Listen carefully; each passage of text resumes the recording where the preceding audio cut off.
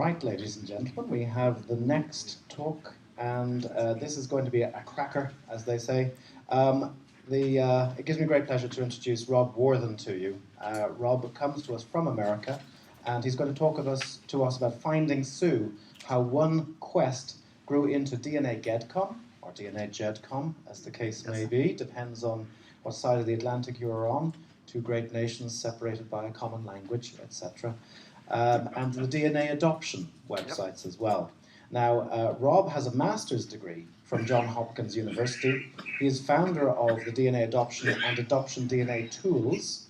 He's a member of ISOG, a member of Soaring Angels, Adoption DNA, and Unknown Fathers DNA. He's also project administrator for the Warthen YDNA project. And during the day, he normally writes computer programs for healthcare companies, but today he's actually going to tell us about how DNA can help break down those brick walls for adoptees and reconnect them with their birth families. And I think this is a really hugely important topic, so it gives me great pleasure to welcome Rob Warthen. Thank you. Can you all hear me okay back there? I carry pretty well sometimes. I get told that very often. My wife is sitting there shaking her head. So I'm Rob Warthen. I'm going to be doing a quick presentation, kind of introducing you to some of the aspects of how the DNAGedcom DNAadoption site came about, and also a little bit about my wife's journey.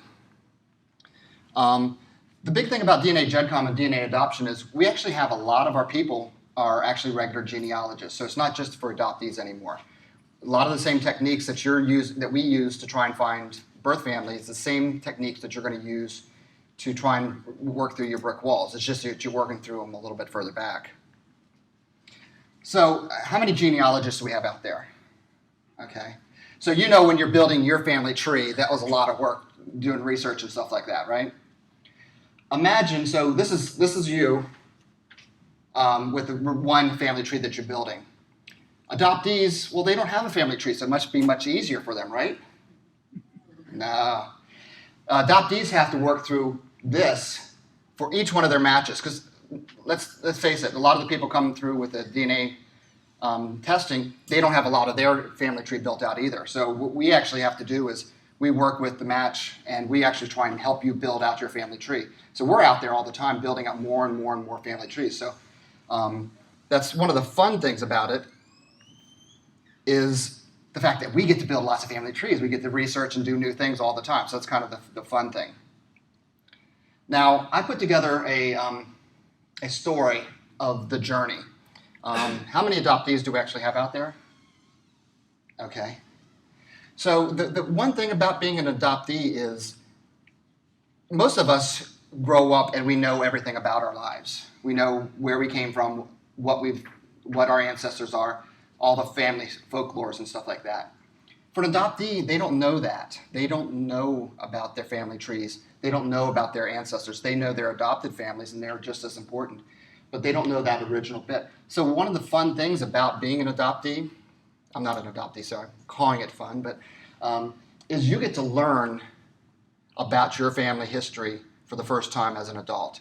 So you still get that neat, wide-eyed view of what's going on with your family. DNA is not a one-stop shop yet.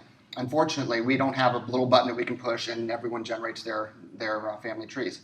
We'll get there one day, probably. I don't know if it'll be in my lifetime personally, but I think at some point. But the most important thing is, through DNA, you can learn so much more about your journey and what you've been through.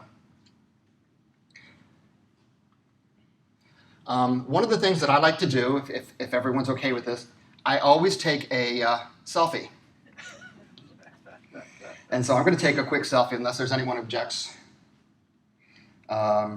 just to kind of project. And this will actually be on Facebook. Okay. I think I missed that one. Everybody wave. Everyone wave. Okay. Is that a good one? That's good. Excellent. So thank you for my one bit of a... Okay, so who am I? I think we kind of went through this. I've loved genealogy since I was a little kid. I was when computers first came out, I started getting involved in this. My aunt was was a genealogist, and she was a librarian. So that meant she could go and get any book that she wanted to and order it for the library, and it happened to cover our ancestors. So that was perfect. I got my bachelor's at Virginia Tech, go Hokies, and a master's at Johns Hopkins.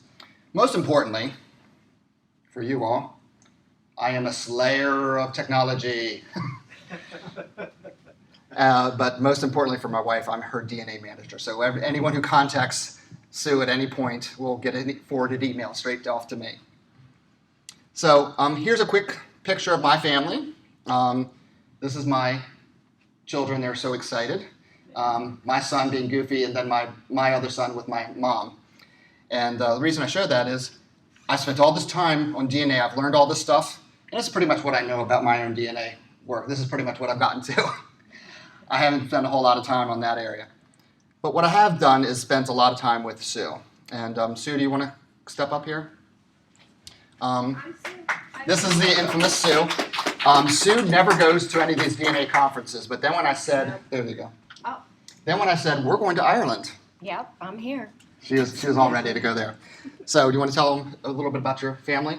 Well, this little girl here on the right is me, and in the middle is my dad, and that's my brother. He's also adopted, but we're not blood related. And there we are, just in May.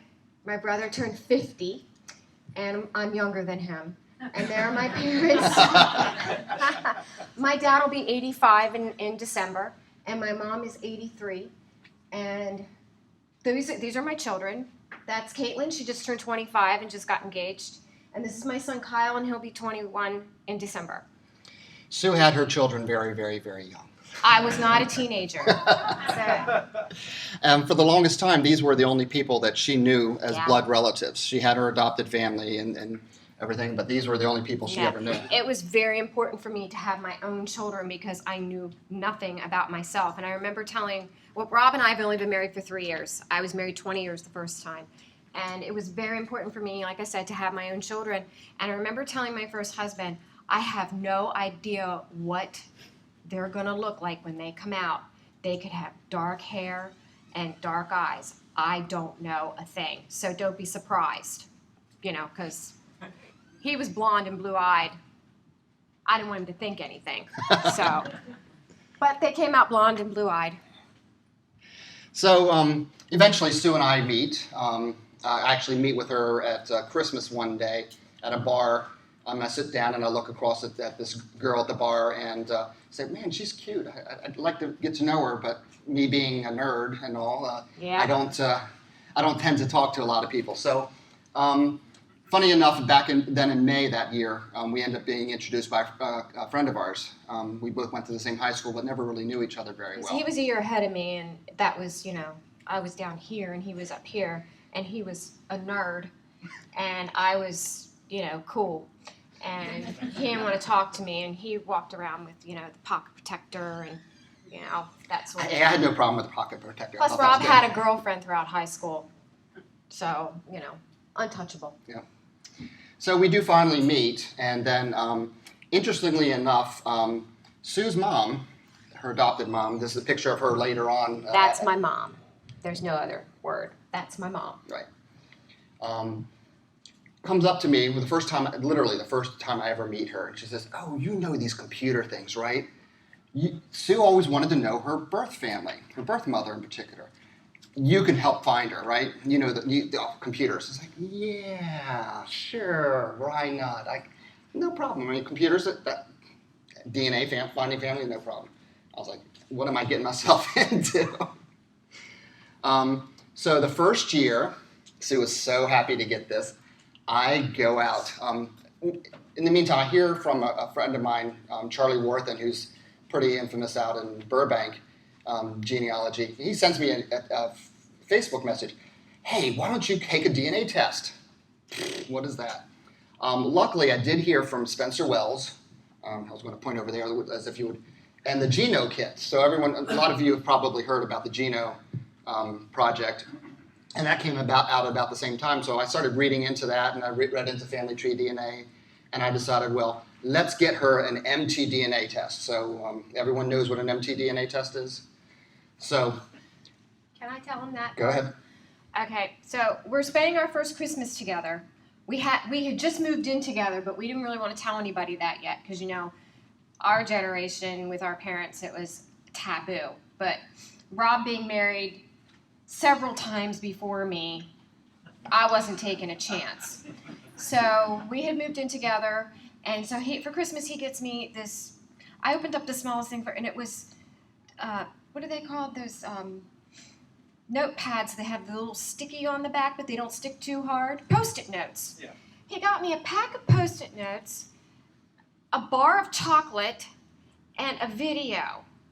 And then I open up this other thing, and I'm like, what? Excuse my language. What the hell's this? And I thought, cheap ass. Where's my diamond? Where's my jewelry? What is this thing? He goes, oh, well, that's a DNA kit because your mother wanted me to help you find your biological mother.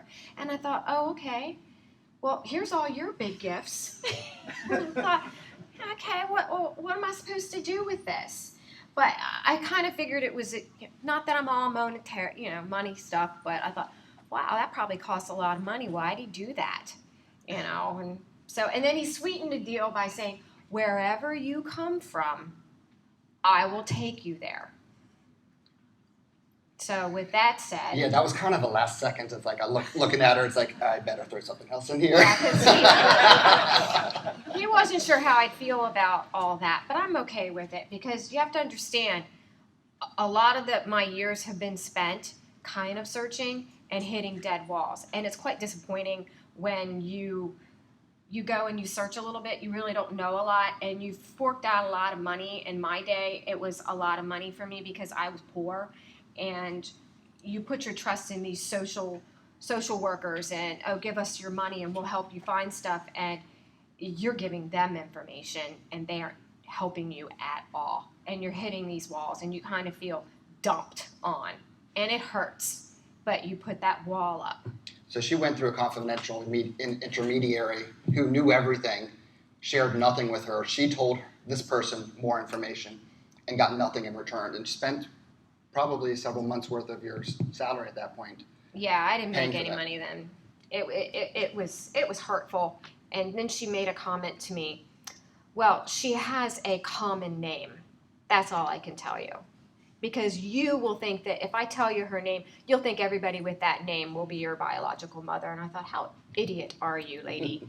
And even at a young age, I was in my 20s then, and I thought, you must really think I'm stupid. So, but anyway, long story short, go on, Rob.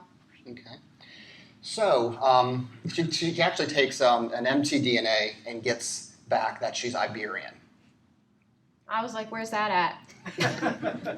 What's Iberian? So we actually had to look that up, and then I had to tell her, it's like, okay, well, this is mtDNA, and I kind of felt bad because this just covers your mother's line, and so it really doesn't tell you a whole lot about you. But it was so funny because, it wasn't funny. I looked at her eyes when she saw that, and you could see the little tears coming down because for the very first time she knew a little bit about where she was from, as small as that is. So those of us who take the mtDNA and don't know that it's like a smaller sliver of far back to an adoptee, that was the world. But then Family Tree DNA came through with a Family Finder test. So that's what's the best test to take now for adoptees, for female adoptees. And we get this email. Sue sends out this email to this cousin. Hi, my name is Sue, and according to Family Tree DNA, we're pretty close. I happen to be from Maryland. Do you happen to know have any relatives in Maryland? This is very early on. We don't know how far back and stuff like that. This is literally the Family Finder's beta test comes out. Get this email back from somebody named Matt Kelly. Thank you for making contact. I live in Dublin, Ireland. Okay. Last thing we were expecting to see. This is a very short response as I'm about to leave home to catch a sea ferry to Wales. This person isn't from the U.S. Well, first of all, when I wrote this, I had to be really careful on what I said because I didn't want to say I was adopted. I didn't want to freak anybody out. So it was hard to write what I wrote. So I used Rob to help me write it. Then I got this response, and I'm like, what? I got that response. And actually, I was heading to a family reunion when I got this. So I had to wait a whole week. And I'm like, oh man, I gotta wait a whole week? Well, I said, well, Rob, guess where you're taking me? Because this is where I'm from. We're going. And this is our third time here. And Matt, would you like to stand up and say a few words of how you felt when you got this little response? Well, I was Here we literally go. on my way out the door when Leary and I arrived. I was literally on my way out the door with my wife Terry to go to Wales by ferry from Dunleary to visit my sister who lives in North Wales. And this email arrives, and I couldn't believe it. But I sent off that in about 2 minutes as a response. And I have to be honest, it went out of my mind after that because of the trip and all that went on in Wales. But then, when I came back, I wrote to Sue and I sent her details of my background, my mother's side and my father's side. I had done quite a lot of research myself, and like many people of this country, I reached a brick wall when you go back into the 1880s. And I had a problem as well because my parents and my grandparents all seemed to marry very late in life, so there's kind of missing generations along the line. But we made contact. We've been in contact for the last 4 years, as Rob says. In July of 2011, 10.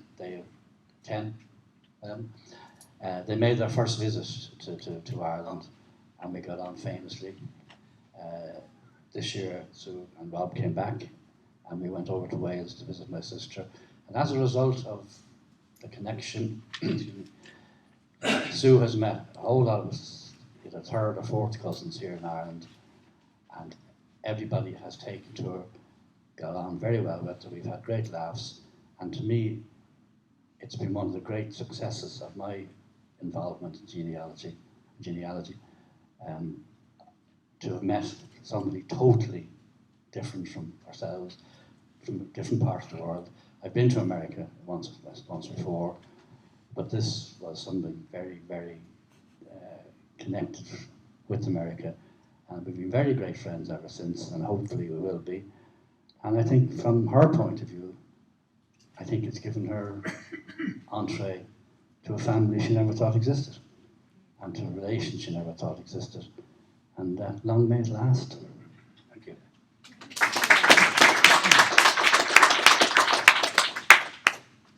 So here's an example, and I don't know if you can tell where that's from. And Matt, I don't remember the name of the place. Farmley. Farmley. Of the very first time we came out here, which was, you're right, in 2011 or so. And their friendship has just grown through the years.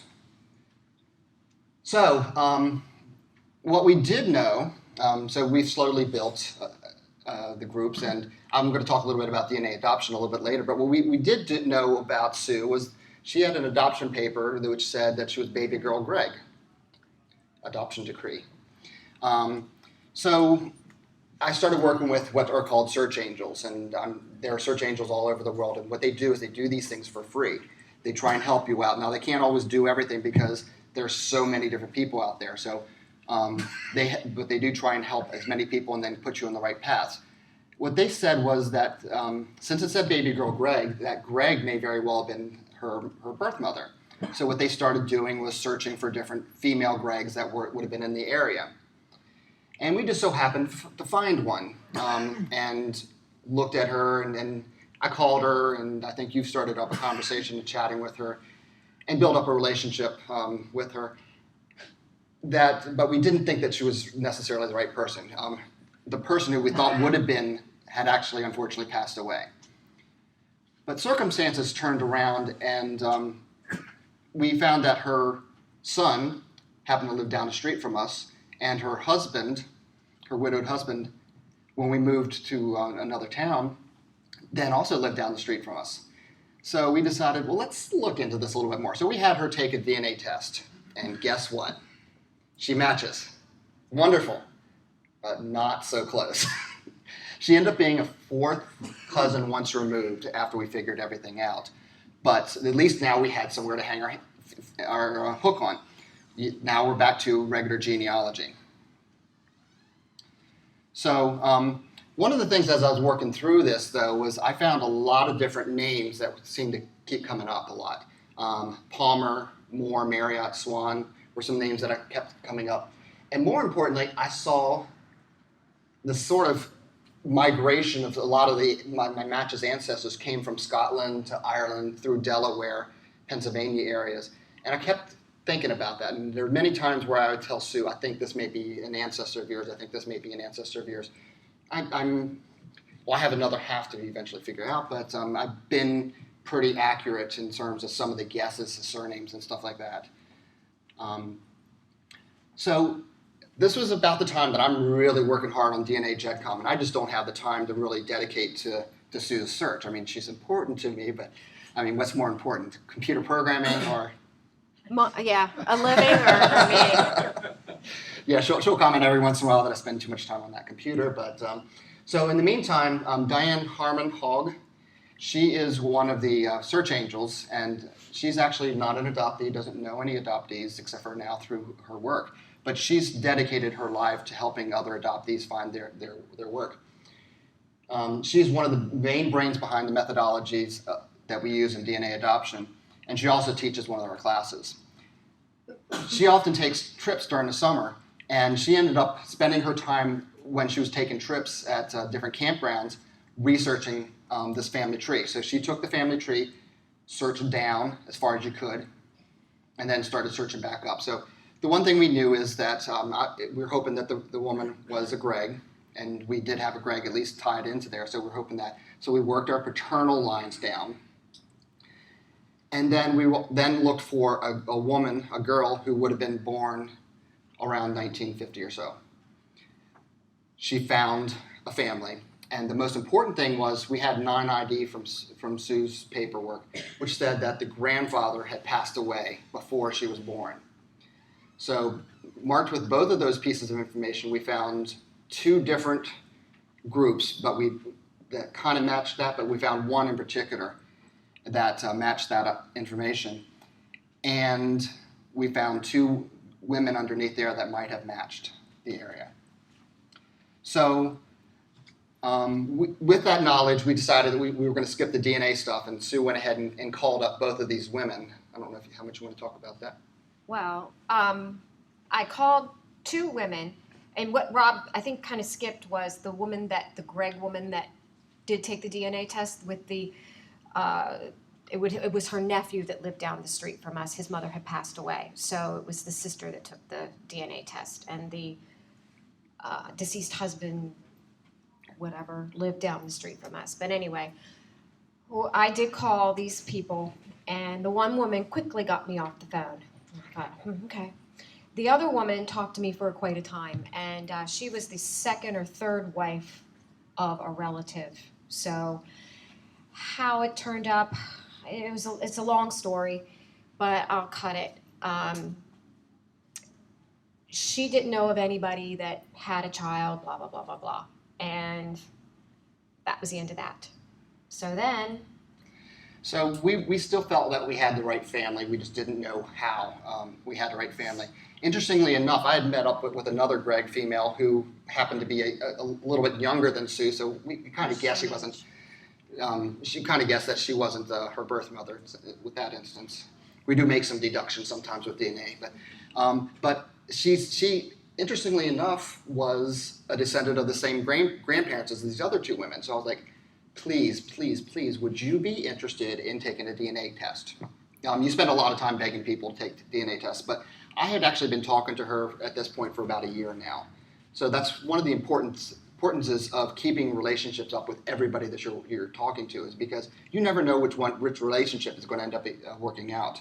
And we've had a lot of relationships through the years that end up working out. So she agreed to take a test, and on January 1st of 2013, New Year's Day, the results come back. And this girl that took the test showed to be my first cousin. And I totally forgot it was New Year's Day, which is quite big. As my friend over here and I say, it's taking down the Christmas tree day. And so I thought, I'm going to make that phone call to that woman who wouldn't talk to me much. So I did. And boy, did she let me have it. I called her and I said, I'm Sue Warthen. Do you remember talking to me back in August? I said, I'm the girl that was put up for adoption. I was born February 7th of 1967. Oh, I remember you. And I said, well, would you like to tell me what you're not telling me? And I wasn't nasty. I was just pretty blunt. And the conversation didn't go real well. And my mouth just kind of hung open. But I was not mean. I was very to the point. And, it was all about you don't know the circumstances.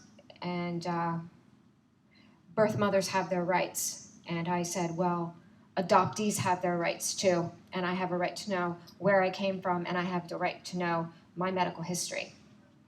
And again, circumstances. Tell me the circumstances. You don't have the right to know. Again. But then she would soften up. So and I then listened a harden up. lot of times to the conversations. Yeah. I would have pulled it out a little bit. This kind of brings up what Maurice mentioned is Yeah. make sure you have that support network there for you, because it doesn't always work out wonderfully.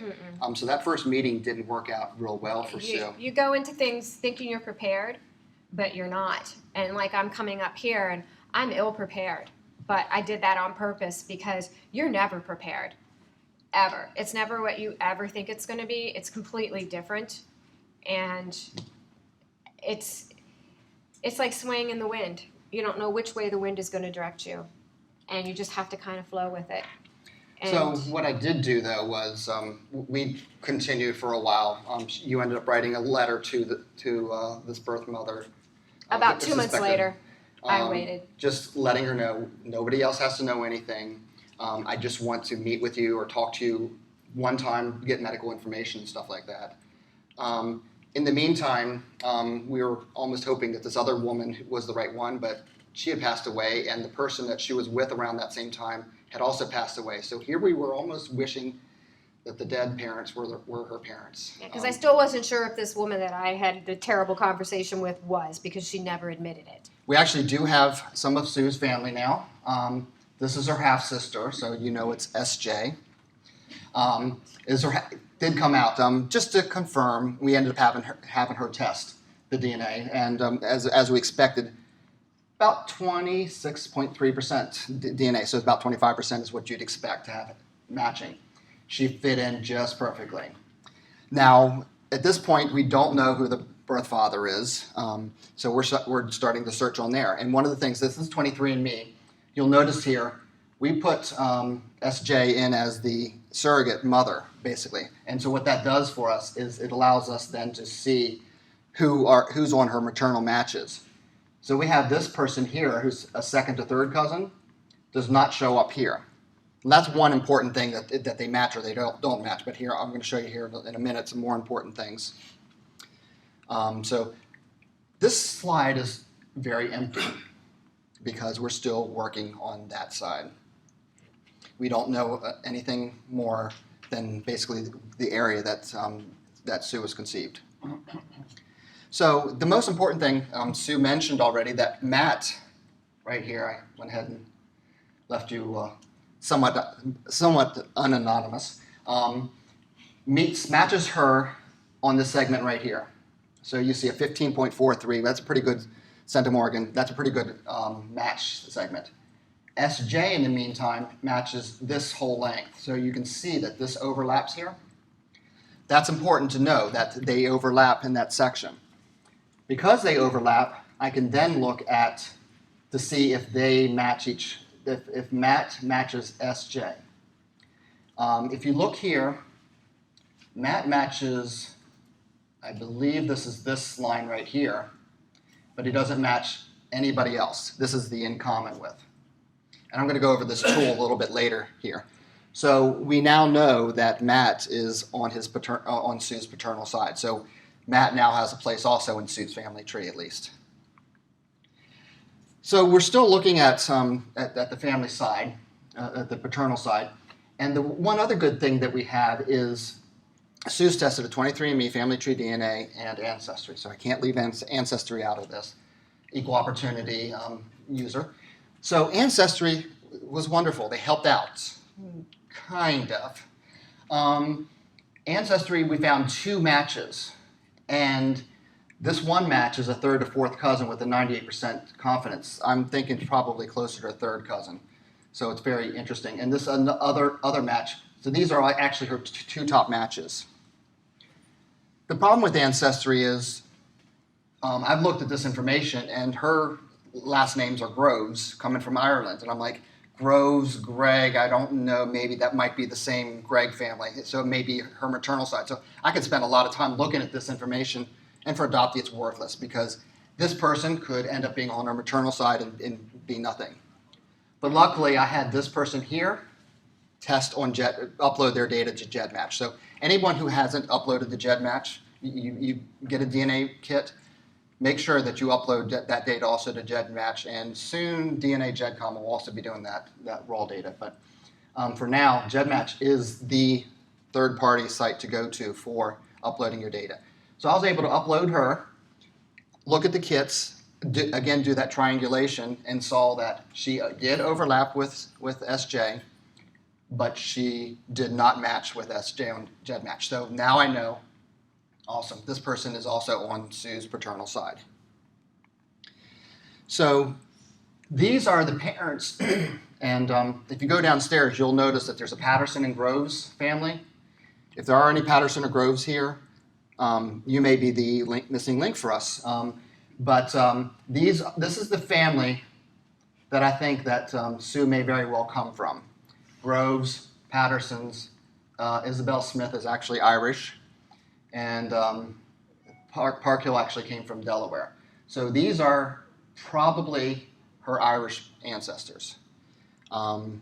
This is based on a lot of research and the fact that the previous 2, both of these people, have that same ancestors in their matches. So again, looking at fishing in lots of ponds and looking at lots of different areas is important. So finally, Sue has a little bit of a family tree. We haven't built out a whole lot of it, but if you notice here, it's Greg, William Greg, goes up to George Greg. These Gregs came from Scotland, I believe around here.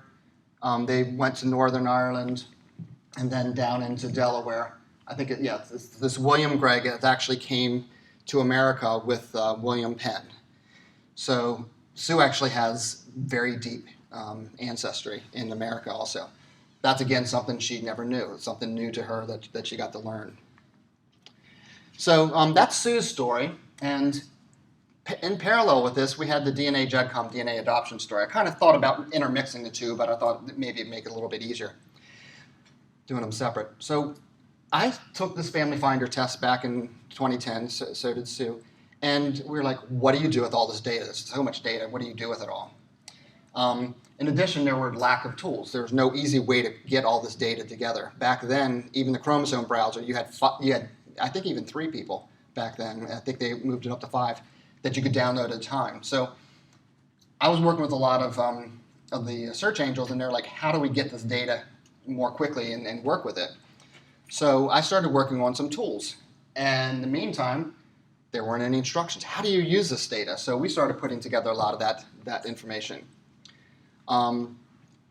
In 2013, DNAGedcom went live, and I'm going to kind of skip over a lot of this because it's maybe interesting, but I want you to be able to see some of the tools.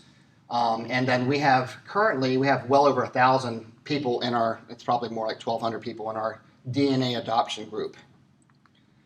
This is a couple of the teams. These 3, myself, Karen, and Diane, are the principals. And again, as I said, we put together some early tools to download a lot of this data. People would spend literally weeks trying to download and pull all their data up together. And now we're able to do that in mere minutes, or actually about an hour by the time it all gets downloaded. We have some new tools that we are recently doing, and here's some additional tools that we're going to be adding. Again, I'm going to skip through some of this. I mentioned myself, Diane I've already mentioned, and here's Karen. She's also one of our principal members of the DNAGedcom group.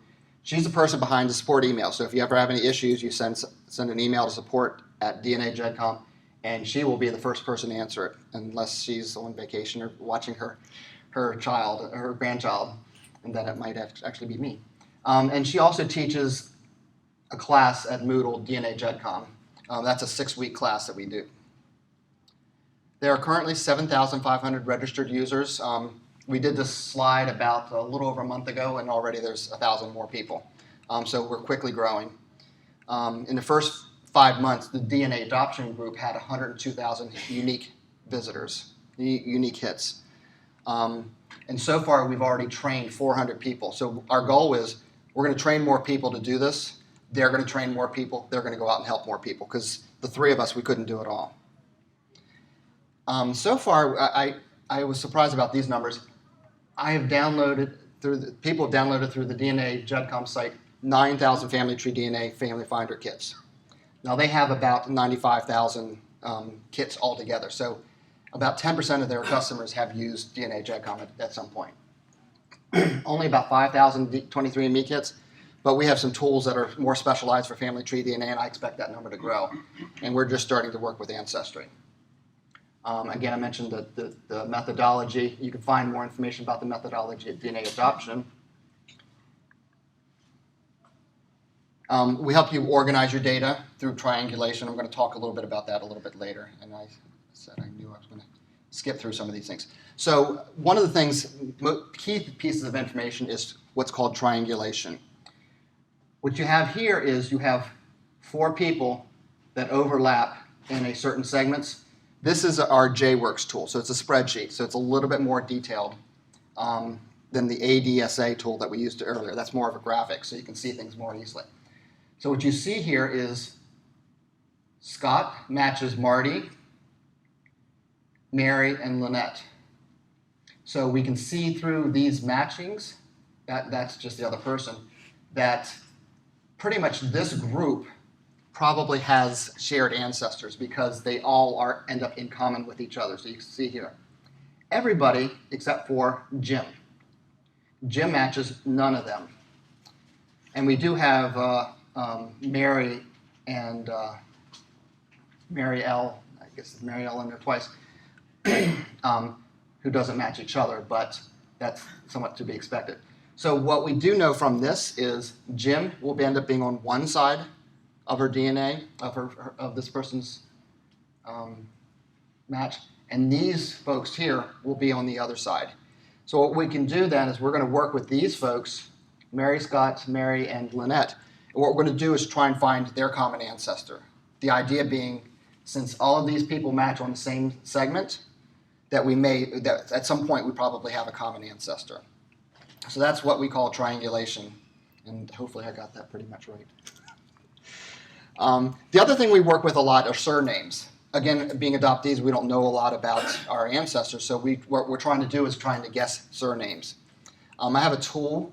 There's a tool written by Jeff Snavely for Ancestry. It's called Ancestry Chrome Extension.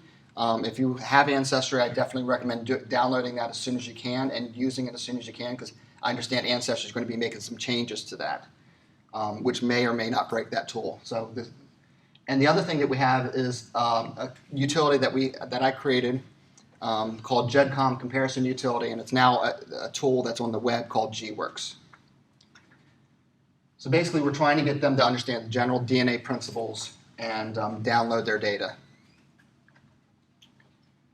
We have lots of documentation on the site and lots of videos. Here's an example of the site. Over here on the right, we have some how-tos and we have different various things. So I definitely recommend you check out the website if you get a chance.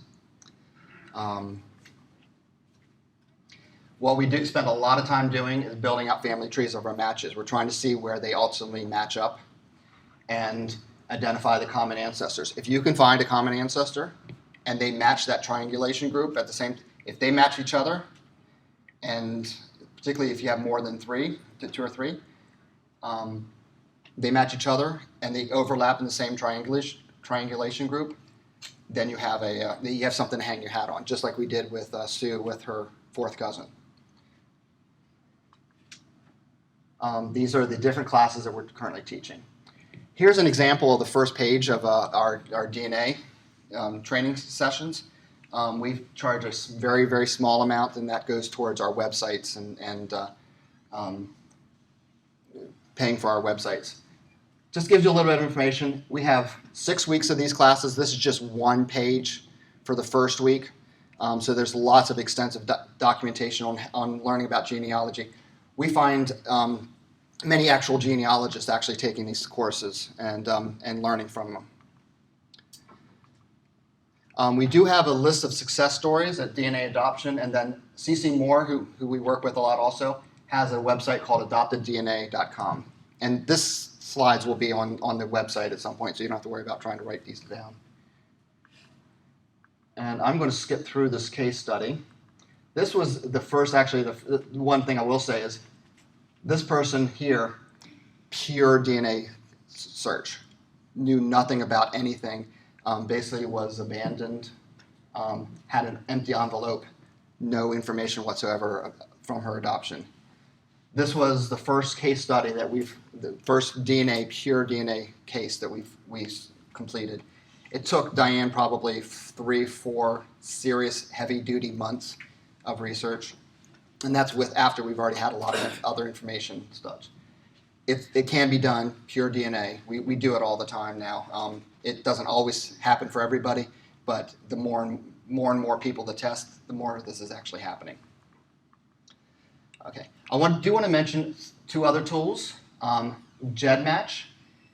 If you went onto GEDmatch, you would have the ability to do one-to-many searches. So this is Sue's search.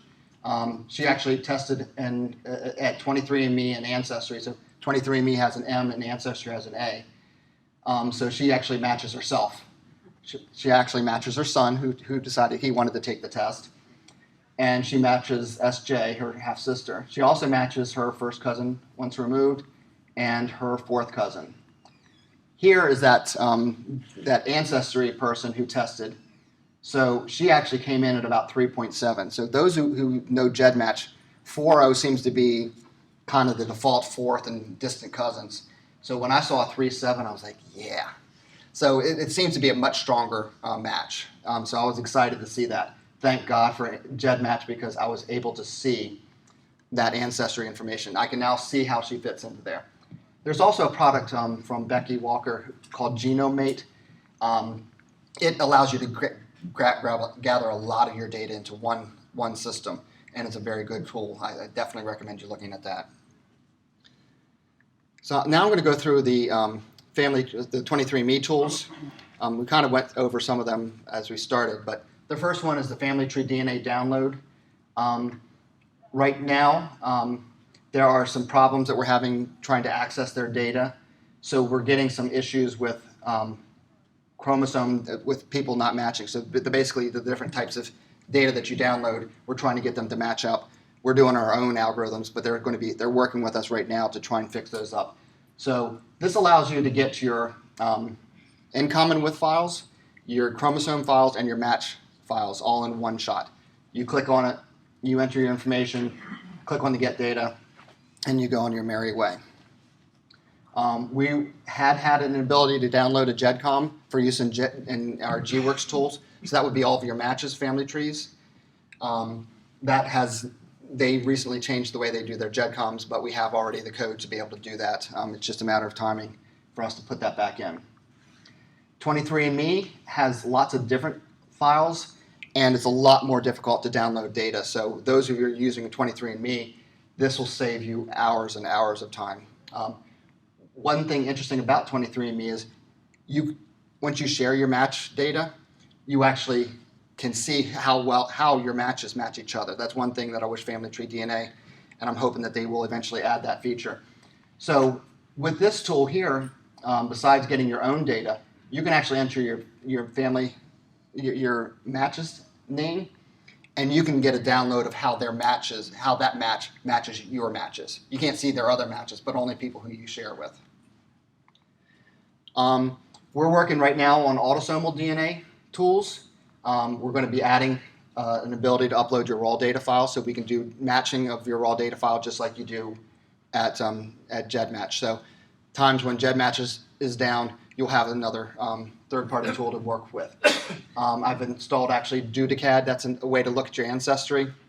This has been working fine for me. It just runs a little bit slow, so I'm going to look at it. When you see experimental, that means It's available. I don't know if it really works, and I'm not going to support it if it doesn't. But and then we have the other tools, JWorks, KWorks, and the autosomal DNA segment analyzer. So here's an example of the autosomal DNA segment analyzer. It was written by Don Warthen, and here you can see visually, quickly, how the information shows. It's very, very, you can actually hover over these various points and get more information. So those who have family tree DNA, I highly recommend checking this out. Here's just another example of a different chromosome. Again, kind of describing the different tools. For doing really detailed stuff, the JWorks actually has a spreadsheet, and it's easier to work with that data. So that's why we have the JWorks, even though a lot of this is the same sort of thing. We also have extraction tools and analysis. So this is the GWorks system, and I'm going to actually show you those pages here coming up. You have the ability to manage all your GEDCOMs. So what this does is you have, for Sue, I've built up probably about 100 different GEDCOMs of her matches. I can't possibly go through all those at any point. So this gives you the ability to actually see those trees and look through them. This is an ability to search, so I knew that I had groves, and so I had the ability then to use this tool and search for all the groves families quickly. It also gives you the ability to do like 23andMe, show you where your surnames match in your matches. So Smith, of course, worthless, but there are some further ones down that actually I've been able to research and look into a little bit more. And interestingly enough, didn't I say that more person early on? And then we have a tool that actually allows you to compare, and I didn't finish doing that snapshot. Allows you to compare, and it will actually show you how many times a particular person matches in your tree. So in Sue's instance, there's a couple people who match in 7 of her ancestors, of her matches trees. That's something I'm going to start looking into a lot more. So we are going to be adding in the future raw data phasing, one-to-one comparisons, DNAGedcom, some other ancestry abilities. And there's always the ability for a citizen scientist to come in. I talked to a lot of different people. You have an idea for a project. We have the tools. We have the servers already available. You come to us and give us your ideas, and we can go from there. So this is a slide that Diane's niece, I think, put together. So I stepped through it very far, but kind of gives you the ideas. We are a dedicated group of people. We're not just a couple people. We are lots of people coming together trying to solve common issues.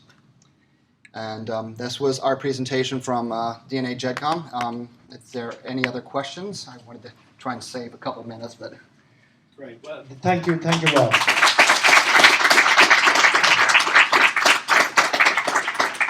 Fabulous presentation. I think the work that you're doing is absolutely amazing. Even though it was aimed initially at adoptees, I think the general genealogy community are really reaping the benefits of a lot of the fantastic tools that you're developing. And I say you in particular because you are the IT genius behind a lot of this. I'm the primary person, yes. But on one of those pages, you saw 4 different people who've contributed other things. So we have lots of people who are contributing different aspects. Absolutely, and it's a wonderful example of collaboration within the genetic genealogy community. So again, thank you very, very much for that. Questions? We have a few questions for Rob. Here's Debbie. So one of the examples you talked about doing the research purely based on DNA. What are the limitations on trying to make inferences purely on the DNA? Do you need matches with? Do the matches have to be particularly close, like sort of second cousin, third cousin? These were all 4th cousins. That was what was more amazing. Second cousins, that's falling off a log. There are times where we can't find them, even with second cousins matches. This was purely 4th cousins or more matches. What we were able to do was, and this is Diane Harmonhall who did this work. She was able to take other people who matched each other using the GCU tools, the GEDCOM comparison utility, and build out trees. So she built out trees backwards. And then what's interesting about adoptees is you need to then build those trees forwards, and that's kind of a different mindset to have. So she'd build them backwards and then forwards and backwards and forwards on all these different lines. And then she started seeing similarities between the different trees that she's been building. Eventually you get to the point where you get that common ancestor, and you start seeing a lot of people kind of climbing into a particular tree. Now the problem comes, you have some families that are very endogamous. That means they marry within their family area often. So those end up being difficult. Those make things a little bit more difficult. But we've actually been able to, working back and forth, come up with the answer. And we were able to find her birth mother through that. You're doing those searches after you've done the triangulation process then? So you've got, you've got lots of people matching on a particular segment, right, and then you're doing the family trees afterwards. She was actually building just family, back then we were actually building just family trees. We got the tools now to do the triangulation. That makes things a lot easier. So that was more of a pure hard work, working the GEDCOMs themselves. So literally it was almost pretty much that. Then we were able to find some people who matched up with her and get them to take tests also. Rob, the phasing that you're going to be doing, just tell us a little bit about that. Are you phasing the adoptee with the child of the adoptee, or what? What the phasing we'll be doing, we are starting with the easy case where you have a parent. Because a lot of times we actually can find a maternal parent or a paternal family, but we can't find the other side. So we'll start with that. We're working on talking to a number of people who are much more experts than I am in this, who can tell me how to do phasing at half-sister levels and then hopefully at cousin levels and stuff like that. Okay. I should mention that Family GEDmatch has actually recently opened up their Lazarus project, and they're doing some even more interesting things in that area. So between the two of us, we hopefully will cover all the different aspects at some point. Great. We have a question here. Hi Rob, how are you? Good. Thanks for that really interesting talk.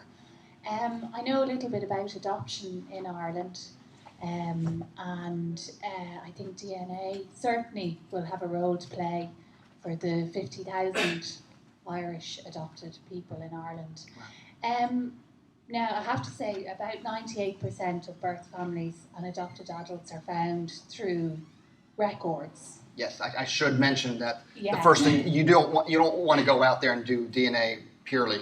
Can it be done? Yes, it can be done. Is it hard? It's extremely hard without the information, but we always encourage, and that's why we have this adoptee group separate. If you find an adoptee in your matches, please tell them to go to the DNA adoption group if they're in the U.S. or I think, Maurice, you're going to be setting up a similar group here in Ireland where you have search angels who can tell you this is what you need to do. This is where you can go to get information first, because the more information, paper information you have, the much easier the DNA, because they kind of work hand in hand. Yeah, and just the other thing is, in Ireland it doesn't cost anything to go to the authorities to do searches That's on wonderful. your behalf, so there is no cost. But I did hear Or- it was a long It can wait. be for different areas, but Yes. there's certainly no cost for either a birth parent or an adopted adult to trace. Yes, absolutely. Just one other thing, the problem we come across an awful lot is trying to match up half siblings Mhm. where we don't have a birth mother or a birth father alive, Okay. and the person has come back and wants to find who their birth family were, but we have maybe half siblings. Is that Right.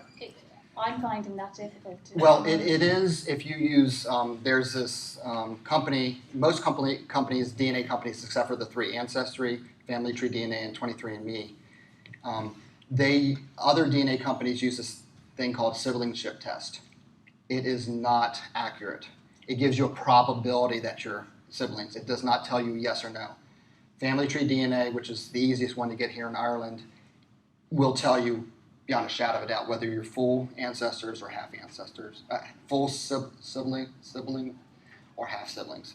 It's very clear because you saw on Sue's, she was a half sibling. It showed 25% match.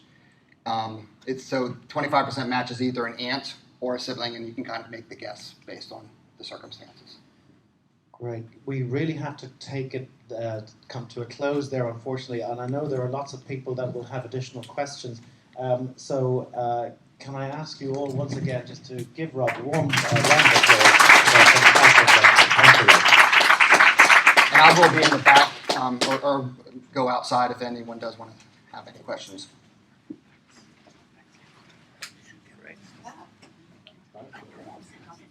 That's your stuff. Yeah. Take care. Thanks, Rob. That was brilliant.